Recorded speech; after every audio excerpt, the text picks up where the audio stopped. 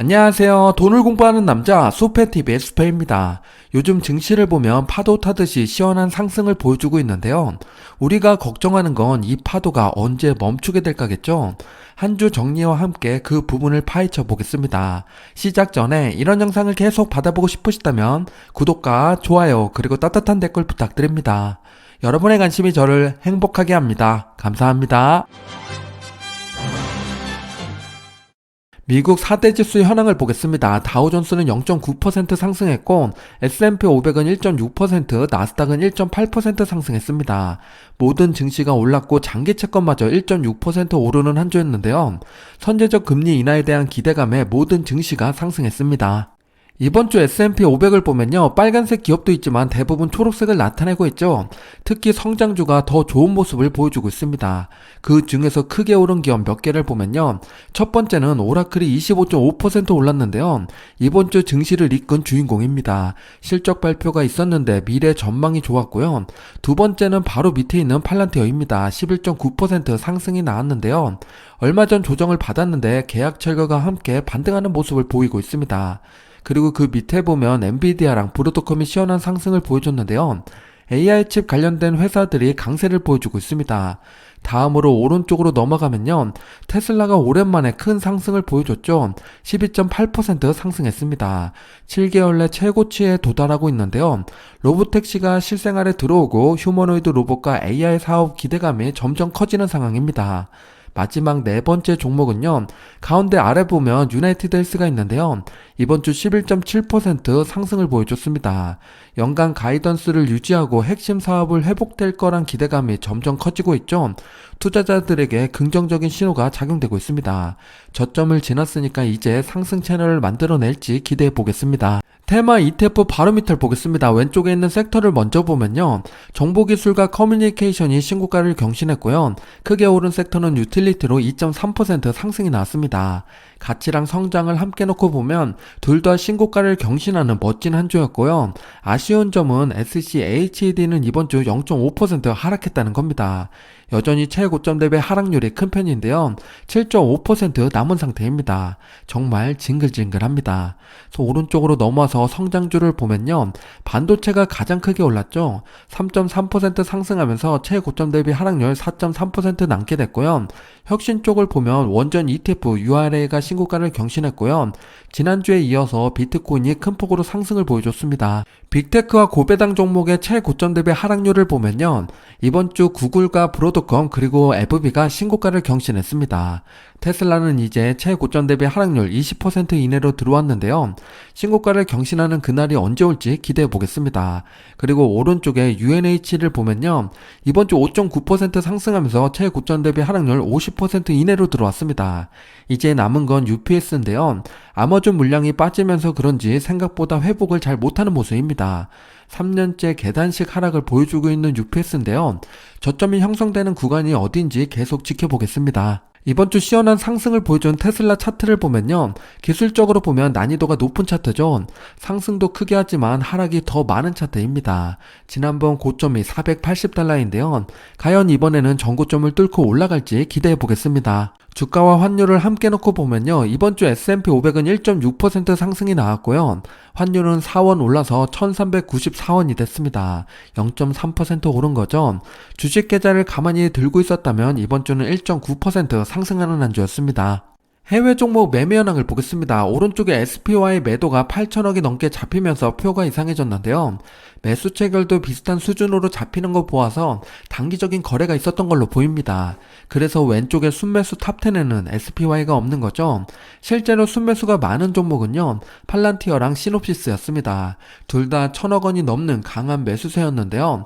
시놉시스는 실적이 좋지 않아서 급락했는데 저가에 매수한 투자자가 많았습니다. 시놉시스 차트는 뒤에서 잠깐 볼게요. 오른쪽 매도 탑10을 보면요, 순매수에는 없는데 매도량이 많은 종목은 QQQ랑 VOO였습니다. 둘을 합하면 3,500억 원이 넘는데요. 신고가를 경신하니까 수익 실현하는 투자자가 늘어났습니다. 그리고 지수를 팔고 무엇을 샀냐 보면요. 오른쪽에 있는 종목을 팔고 왼쪽에 있는 종목을 매수한 거죠. 보면 요즘 대세 종목들이 대부분입니다. 강한 상승장이 이어지자 지수보다는 개별 종목에 투자하는 사람들이 늘어나고 있습니다. 시놉시스의 차트를 보면요. 최근 5년 동안 멋진 우상향을 그려왔죠. 그런데 이번 주에 정말 큰 하락을 맞이했습니다. 주가로 보면 지난번 관세 이슈 있을 때 정도로 넘어갔고 혹은 2년 전 가격까지 회귀했다고 볼 수가 있는데요. 거래량이 격하게 증가하면서 하락한 모습이라서 저는 선뜻 손이 나가지 않습니다. 하락의 이유가 중국 수출 규제랑 연결되어 있기 때문에 조심히 지켜보는 게 좋겠습니다. 국내 상장된 해외 ETF의 매매 현황을 보겠습니다. 왼쪽에 매수 탑10을 보면요. 지수보다 더 많이 매수한 종목이 반도체였습니다. 그리고 미국 AI 전력 쪽도 매수세가 많았고요. AI 관련된 기업들의 투자가 몰리고 있습니다. 오른쪽에 매도 종목을 보면요. 신기하게도 H가 붙어있는 종목들의 매도가 많았죠. 해지 상품을 청산하는 투자자가 늘어나고 있습니다. 그 말은 환율이 더 오를 거라고 판단하는 투자자가 많다는 거죠. 저도 장기적으로 보면 환율이 계속 오를 가능성이 높다고 생각하고 있습니다. 환 노출 상품에 투자하는 것도 방법이니까요. 참고하시기 바랍니다. 오라클의 이번 실적을 보면요. 예상치보다 좋지 못한 성적을 내놨습니다. 심지어 매출과 EPS 모두 전분기보다 하락했는데요. 그런데 왜 급등했을까요? 그 이유는 바로 과거가 아니라 미래에 있었습니다. 수주 받아놓은 게 그동안의 물량과는 차원이 달랐죠. 이번 한 분기 동안만 40억 달러 이상의 계약을 체결했고요. 오픈 AI와 5년 동안 400조 원의 컴퓨팅 파워 계약을 했습니다.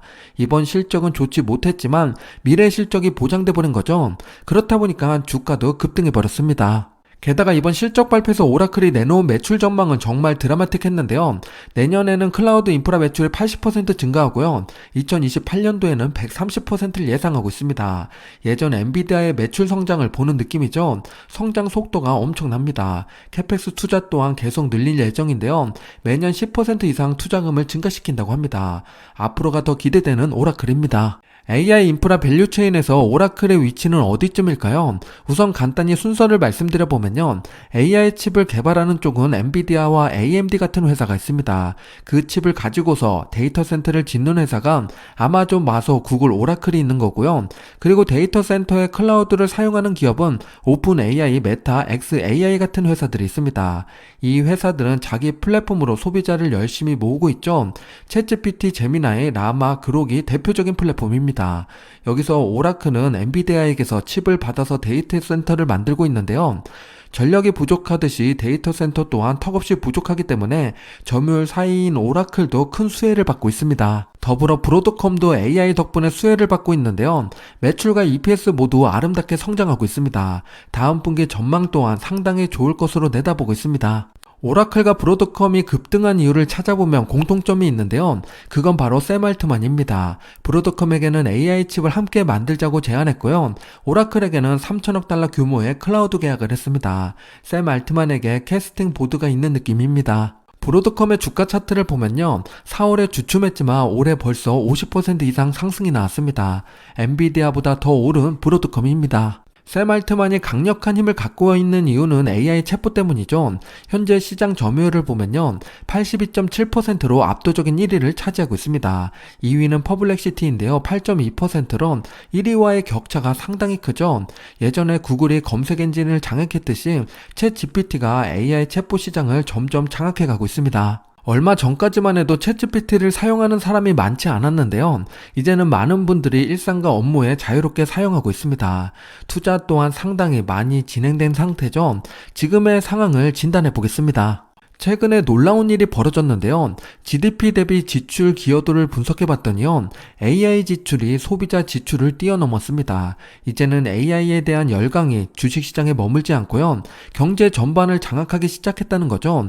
무서운 일이 벌어지고 있습니다. 이렇게 되면 GDP의 우선순위가 바뀔 수도 있는 상황인데요. 대형 기업들의 AI 지출을 늘릴 수밖에 없는 상황이 펼쳐지고 있습니다. 지금 우리가 궁금한 건 그래서 닷컴 버블처럼 AI 버블이 지금 온 건지 아니면 언제 올지 이거겠죠. 현금화를 시작한 분들도 많으신 것 같은데요. 과연 옳은 선택인지 분석해 보겠습니다. S&P 500의 P/E 레시오를 보면요, 대부분의 기업들이 빨간색이 진하죠. 그만큼 거품이 형성된 기업이 많다고 볼 수가 있습니다. 빅테크 기업 중에서는 테슬라가 200이 넘었고요. 엔비디아는 50, 마소는 37, 애플은 35입니다. 그나마 양호한 기업이 구글인데요, 25를 가리키고 있죠. 저평가됐다고 보기에는 힘든 숫자를 보여주고 있는 요즘입니다. 우리가 많이 투자하고 있는 기업들을 보면요, 가장 P가 높은 기업은 팔란티어입니다. 551을 가리키고 있는데요. 이 말은 현재 팔란티어가 성장을 멈춘다면요, 551년을 기다려야 돈을 돌려받을 수 있다는 이야기입니다. 테슬라는 202년, 엔비디아는 51년인데요. 반대로 성장이 더 빠르게 된다 그러면 551이라는 숫자는 기하급수적으로 내려가기도 합니다. 현재 나스닥 평균을 보면 32를 가리키고 있는데요. 최근 10년 평균이 26 정도인 걸 감안해 보면요, 23% 정도 거품이 형성돼 있다고 볼 수 있습니다. 누가 봐도 요즘 증시는 거품이 껴있다고 판단할 수가 있는데요. 하지만 우리가 함부로 매도하지 못하는 이유는 이 거품이 어디까지 상승할지 아무도 알 수 없기 때문입니다. 강세장이 형성되는 3단계를 보면요, 지금은 스마트머니가 주도하는 시기도 아니고 기관 투자자가 뛰어드는 인지 단계도 아닙니다. 많은 사람들이 열광하고 있는, 언론이 집중하는 매니아 단계에 있는 건데요. 이 단계에서는 상승 곡선이 기울기가 기하급수적으로 올라갑니다. 그렇기 때문에 어디쯤에서 매도하느냐에 따라서 수익률이 몇 배나 차이 날 수 있는 시기입니다. 실제로 2000년도 IT 버블 때 나스닥 차트를 보면요, 앞에서 설명드린 강세장 3단계를 그대로 보여주고 있습니다. 여기서 지금 우리가 있는 단계는 강세장 세 번째 단계죠. 3단계 초입인지 아니면 폭락을 앞두고 있는 끝부분인지 정확히 파악하는 게 중요합니다. 현재 나스닥 차트를 보면요, 신고가를 격하게 경신하고 있지만요, 강세장 3단계에 접어든 나스닥 기울기와는 조금 차이가 있습니다. 거품이 형성되긴 했지만 엄청난 버블의 끝자락까지 오른 상태는 아닐 수 있는 거죠. 그럼 앞으로 어떻게 될까요? IT 버블 때처럼 지금부터 강세장 3단계가 시작되는 걸까요? 그렇게 된다면 이제부터 격한 상승작이 시작될 텐데요. 함부로 매도하면 포모가 올 수 있겠죠. 그리고 우리가 잊어서 안 되는 게 있는데요. 강한 상승장 뒤에는 엄청난 하락장이 찾아온다는 겁니다. 이 하락장도 준비된 투자자에게는 기회가 될 수 있는데요. 지금부터 강세장 3단계와 그 다음을 준비하려면 무엇을 봐야 되는지 체크해 보겠습니다. AI 열강 단계에서 우리가 봐야 될 것은 세 가지입니다. 첫 번째는 AI 도입률이고, 두 번째는 R&D 투자, 마지막 세 번째는 통화 유동성인데요. 이 3박자가 계속 갖춰진다면 강한 버블이 형성될 수 있습니다. 이 중에서 하나라도 어긋나게 된다면 상승장은 마무리되고 조정을 받게 되는데요. 그럼 지금부터 하나씩 짚어보겠습니다. AI 도입률을 체크해보면요, 작년에는 주춤한 모습을 보였지만 올해부터 다시 격하게 증가하고 있습니다. 5% 정도였던 AI 도입률이 현재 거의 10%까지 올라왔죠. 대기업 기준으로 보면 12%까지 증가했습니다. AI 도입률이 빠르게 올라간다는 것은 그만큼 강세장이 격해지고 있다는 증거입니다. 앞으로도 AI 도입률이 계속 증가할 수밖에 없는데요. 그 이유는 AI로 인해서 생산성 향상이 엄청나게 올라가기 때문입니다. 글을 쓴다면 80분 걸리는 게 25분으로 단축이 되고요. 품질 관리 분석을 하게 된다면 103분 걸리던 게 36분으로 줄어듭니다. 그동안 기업들이 마른 수건을 쥐어 짰다면요, 지금은 그 수건을 교체하는 수준인 거죠. AI 도입은 다양한 분야에서 진행될 겁니다. AI 도입이 과열됐다고 판단할 수 있는 기준을 말씀드려보면요, 기본적으로 30% 이상 넘었을 때 혹은 성장률이 둔화될 때입니다. 그리고 모든 채용 공고에서 AI 능력자를 요구하거나 앱스토어에 AI 앱이 절반이 넘고 AI 관련된 의무 교육이 생겨날 때입니다. 이런 시기가 오면 AI 과열의 끝자락이라고 볼 수 있는데요. 다행히 아직은 이런 단계는 아닌 걸로 보입니다. 두 번째로 R&D 투자를 보겠습니다. 국가와 기업이 투자를 많이 한다는 것은 그만큼 가치가 있다고 판단하는 거죠. 얼마나 오래 그리고 얼마나 많이 투자하느냐에 따라서 AI 버블의 정도가 결정이 됩니다. 주요 국가의 AI 투자 계획을 보면요, 미국은 스타게이트로 유명한 프로젝트가 있죠. 앞으로 4년 동안 694조 원을 투자하겠다고 밝혔고요. 그리고 중국은 6년 동안 1949조 원, 유럽은 5년 동안 326조 원입니다. 중국의 규모가 엄청난데요. 그만큼 미래 AI 패권을 잡고 싶은 욕망이 보이는 숫자입니다. 한국도 분발하기를 기대해 보겠습니다. 중국에 비해 미국이 투자가 적은 게 아닌가 생각하실 수 있는데요. 미국은 기업 차원에서도 투자가 엄청납니다. 지난번에 AI 인프라랑 미국 투자를 말씀드렸는데요. 빅테크 기업들뿐만 아니라 많은 테크 기업들이 AI 투자에 앞장서고 있습니다. 특히 메타와 구글의 투자가 꽤 큰 편인데요. AI 패권에 욕심내고 있는 기업들이니 참고해 주시기 바랍니다. 기업뿐만 아니라 투자자들도 AI 골드러시에 나섰는데요. 벤처캐피탈의 올해 1분기 투자 내역을 보면요. 71%가 AI 산업에 대한 투자였다고 합니다. 작년에도 45%로 꽤 많은 비중을 차지했었는데요. 이제는 절반을 넘어 거의 대부분이 AI 투자로 몰리고 있습니다. 느끼셨겠지만 세계의 모든 돈이 AI로 흡수되고 있습니다. IT 버블 때는 닷컴이라고 붙여있으면 어디든 투자됐다고 하는데요.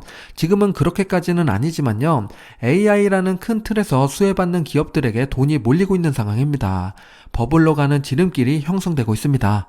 마지막 세 번째는 통화 유동성을 보겠습니다. 돈의 유속을 확인할 수 있는 M2 통화량을 보면요. 2022년도에는 통화량이 감소하면서 주식시장에는 좋지 못한 상황이 펼쳐졌습니다. 다행히 작년부터 통화량이 격하게 증가하기 시작했죠. 그 유속은 점점 가속도가 붙고 있는데요.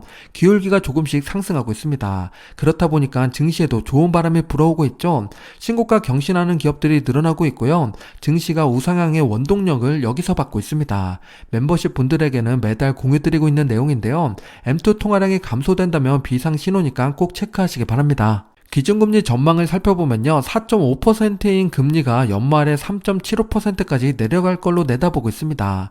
세 번의 FOMC가 있는데 모두 0.25% 인하 가능성이 가장 높은 상황이죠. 혹시라도 경제지표가 더 나쁘게 나온다면요. B컷까지도 염두에 둘 수 있습니다. 선제적 대응이면 증시에도 좋은 바람이 불어올 수 있겠고요. 유동성이 더 확대되는 것이니까 기대해봐도 좋겠습니다. 미국뿐만 아니라 전 세계 기준금리 인하 횟수를 체크해보면요. 2020년 이후로 가장 많은 금리 인하가 진행되고 있는 요즘입니다. 그만큼 통화 유동성이 더 좋아지고 있다는 이야기입니다. 지금까지 AI 열강 단계가 계속될 수 있는 요인 3가지를 살펴봤는데요. 아직은 상승 곡선이 꺾일 만한 이슈가 발생되지 않았습니다. 그럼 격한 상승이 계속될 가능성이 높다는 거죠. 매주 모니터링 하면서 변수가 발생되면 바로 긴급 영상을 올리겠습니다. 구독과 알람 설정 해놓으시면 빠르게 받아볼 수 있으니까 꼭 해두시기 바랍니다. 마지막으로 인포그래픽을 하나 볼 건데요. 빅테크 7개 기업의 나스닥 점유율입니다. 얼마 전까지만 해도 비중이 너무 높아서 문제라는 기사가 많았었죠. 쏠림 현상이 심하다고 했었습니다. 그런데 최근에 다른 기업들도 상승하면서 빅7의 비중이 43.6%까지 내려왔는데요. 그만큼 건강한 상승을 보여주고 있다는 증거입니다. 나스닥이 앞으로 얼마나 더 성장할지 기대해보는 게 좋겠습니다. 다음 주 배당 기업을 보겠습니다. 9월 15일부터 26일까지인데요. 프로로지스, 세일즈포스, 베스트바이, 브로드컴, 매드트로닉입니다. 배당 투자자분들 참고하시기 바랍니다. 다음 주 주요 일정을 체크해보면요. 실적 발표하는 기업으로 제너럴믹스랑 페덱스가 있습니다. 무엇보다 중요한 것은 FOMC죠. 수요일에 있고요. 이 뉴스가 나오면 바로 아침 커뮤니티 뉴스로 말씀드리겠습니다. 그리고 19일 금요일에는 선물 옵션 동시 만기가 있는데요. 내 마녀의 날이라 주가 변동이 클 수 있으니까 참고해 주시기 바랍니다. 마지막으로 모건하우절의 명언을 공유드리며 마무리 짓겠습니다. 완벽히 이성적일 필요 없다. 오래 버틸 수 있도록 합리적이면 충분하다입니다. 지금 나는 얼마나 합리적인가 고민해보면 좋겠습니다. 지금까지 수피였습니다. 즐거운 주말 행복한 시간 보내세요.